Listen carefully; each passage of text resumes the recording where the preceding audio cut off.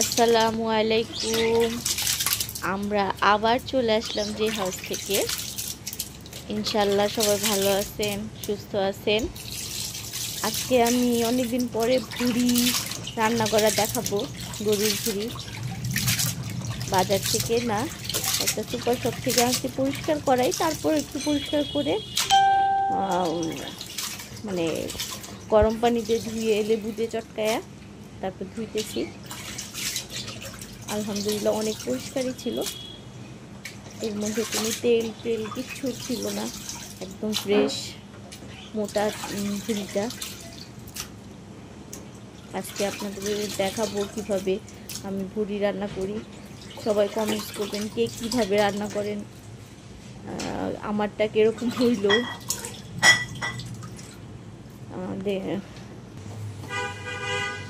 First time ভুড়িগুলো দিলাম, আমি pressure কুকারেই দিয়ে দিব, কারণ প্রেশার কুকারে দিলে ঘন্টা খানিকের মধ্যেই আলহামদুলিল্লাহ একদম সিদ্ধ হয়ে যায়।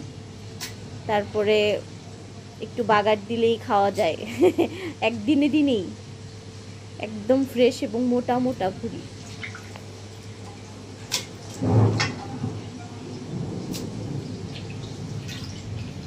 আমরা ছোটোবেলা দেখতাম যে আমার আম্মা দেখা যেত যে 6 দিন 7 দিন জ্বালায় জ্বালায় পরে ভুড়ি বাগার দিত। পরবর্তীতে আমরা শুধু অপেক্ষা করতাম, কিন্তু এখন দিন অনেকটাই আধুনিক হয়ে গেছে, প্রেশার কুকারে দিলেই হয়ে যায়।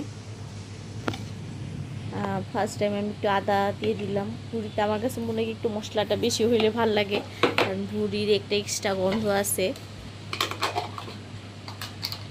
আদা বাটার পরে একটু জিরা বাটা, একটু না, আমি আসলে অনেকটা অনেকটুকু করেই দিতেছি, 1.5 টেবিল চামচের মতন করে দিতেছি। আর এটা রসুন বাটাটা আমি সব কিছুতেই আমি রসুন খাইতে একটু পছন্দ করি। রসুনটা আমি সবসময় গোস্ত আইটেমে আমি সবসময় একটু রসুন বেশি দিই। আর আজকে তো ভুড়ি রান্না করতেছি, এটাতে আর একটু বেশি দিবই। অনেকেই ভাবতে পারেন এত মশলা, আমার আসলে অভ্যাস হয়ে গেছে দিতে দিতে, আর আলহামদুলিল্লাহ সবাই খায়, মজাই বলে। একটু ধনিয়া গুঁড়া,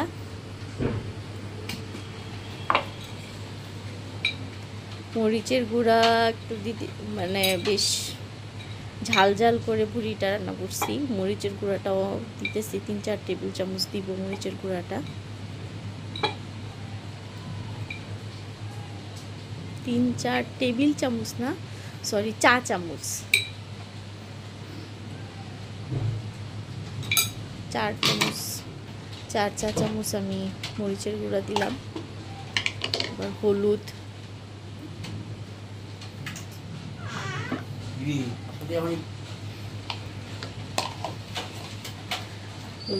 দেওয়ার পরে গরম মশলায় আমার সব কিছুই ভাঙানো একসাথে, গোলমরিচ, লং টং দিয়ে একদম 1.5 চামচ গরম মশলার গুঁড়াটা দিয়ে দিলাম।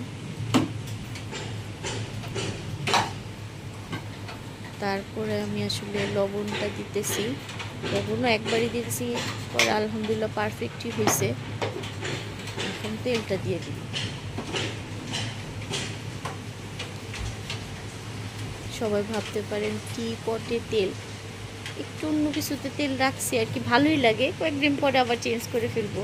কিন্তু টি পটে তেল রাখতে আমার কাছে ভালো লাগে, ঢালতে খুব সুবিধা, দেখতেও সুন্দর দেখা যায়। আমি কিছু পেঁয়াজ এখন দিয়ে দিব, আর কিছু রাখবো পরে এটাকে একদম বাগার দেওয়ার জন্য। একটু তেজপাতা দিয়ে বাগার দিই।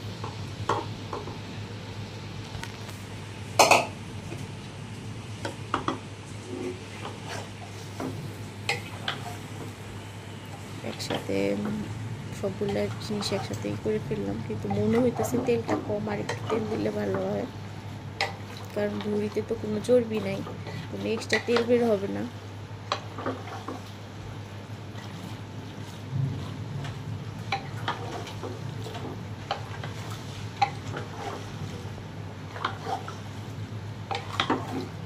মেরিনেট করে রাখতে পারলে ভালো হতো, কিন্তু আসলে তেমন সময় ছিল না। আমি ভুঁড়ি পরিষ্কার করতে করতে অনেক বেলা হয়ে গেছিলো, খাবারের টাইম চলে যেতেছিলো। ভুঁড়ি আর মেরিনেট করে রাখার সময় পাই না। মেরিনেট করে রাখতে পারলে ভালো হতো, কিন্তু আমি রাখতে পারিনি। সেজন্য একবারে মাখায় চোখায়া বসাই দিছি। আর একটু তেল দিয়ে দিলাম, তেলটা আমার কাছে কমই মনে হইতেছে।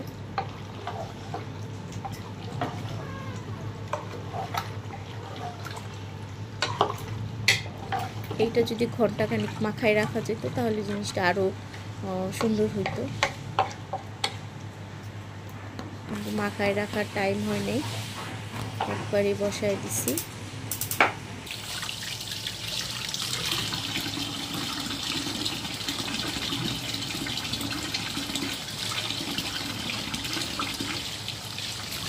পুরি কাটা ধোয়া সব কিছুতেই একদম হাত পায়ে গন্ধ হয়ে যায়, শরীরও গন্ধ পায় পুরির একটা।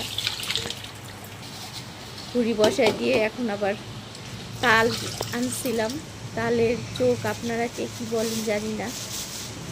রান্না বলতেছি একটু তুলে দাও খাই,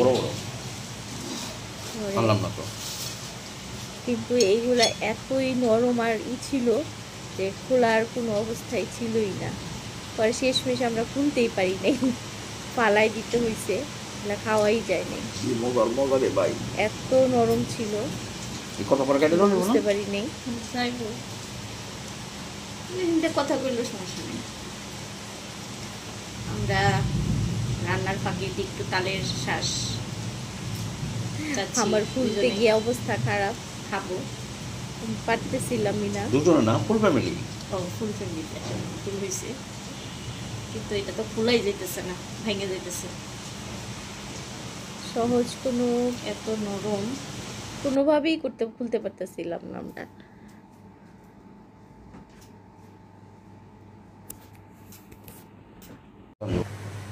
শেষমেশ খুলতেই আর পারি নাই। এখন একটু শীষ দেওয়ার মানে প্রেসারের কুকারে ঢাকনা লাগানোর আগে আমি একটুখানি আগে একটু কষায় নেওয়ার চেষ্টা করতেছিলাম, কিন্তু এত পানি উঠছে বলার মতো না। আমি এক্সট্রা কোনো পানিই দিই নাই, তারপরেও বেশ পানি উঠে গেছে বুড়ি থেকে। পরে এখন অনেকক্ষণ প্রেসার কুকার দেওয়ার পরে প্রায় 12-14টা শীষ দেওয়ার পরে খুলে দেখি নিচেতে লাগিয়ে গেছে এবং পানি শুকাইছিল না। আর একটু ভাজা ভাজা করে এখন পানিটা পুরো শুকায় এখন বাগার দিব পেঁয়াজ আর তেজপাতা দিয়ে। পেঁয়াজটা ব্রাউন করে তারপরে ভুঁড়িটা দিয়ে দিব।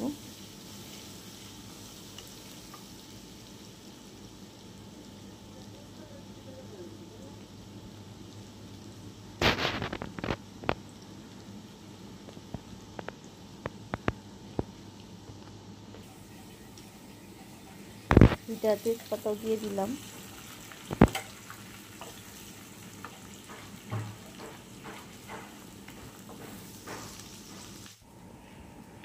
পেঁয়াজ ভাজা শেষ। পেঁয়াজটা বেশি ভাজলাম না, কারণ এখন আবার ভুঁড়ি দিয়ে একদম ভাজা ভাজা করবো, এতে অনেকটা ভাজা ভাজা হয়ে যাবে। ভুঁড়িগুলো সব এটার মধ্যে দিতেছি, দিয়ে ভাজা ভাজা করতে থাকবো।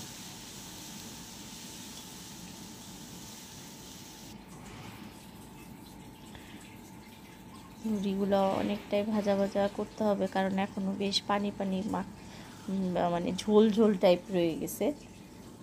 একদম শুকনো ভাজা ভাজা হইলে দেখতেও ভালো লাগে, খাইতেও টেস্ট লাগে ঝোল ঝোলের থেকে। এক ভাজা ভাজা হয়ে আসতেছে, একটু পরে নামায় ফেলবো। সবাই ভালো থাকবেন, সুস্থ থাকবেন। জে হাউসকে সাবস্ক্রাইব করবেন, শেয়ার করবেন, লাইক দিবেন। এই যে ভাজা ভাজা হয়ে গেছে, একবার আমরা টেবিলে বসে পড়ছি খাওয়ার জন্য। সবাই ভালো থাকবেন, আমাদের জন্য বেশি বেশি দোয়া করবেন যাতে আমরা আরও নতুন নতুন ভিডিও আনতে পারি আপনাদের জন্য। শেষে একটু চাপা ভর্তাও দেখাবো, চাপা ভর্তা করছিলাম। আল্লাহ হাফেজ, আসসালামু আলাইকুম।